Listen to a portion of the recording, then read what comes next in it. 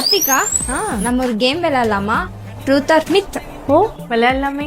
Rental jewellery எடுக்கிறது savings தானாக்கா? அதை பத்தி நீங்க என்ன நினைக்கிறீங்க? இது கண்டிப்பா ட்ரூ தான்டா. இப்ப போய் ஒரு ஹாரம் வந்து நீங்க பியூர் சில்வர்ல எடுத்தாலே ஒரு 80,000 1 lakh இல்லாம எடுக்க முடியாது.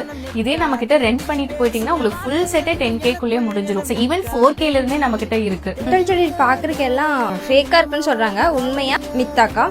100% மித்து தான்டா. நம்ம பார்த்தீங்கன்னா ஆசாரி வச்சு தான் பண்ணுறோன்னு நிறைய டைம் சொல்லியிருக்கேன். அது எக்ஸாம்பிளுக்கு நான் ஒன்று எடுத்தே வச்சுருக்கேன். இது ஒரு கோல்டு டிசைன்.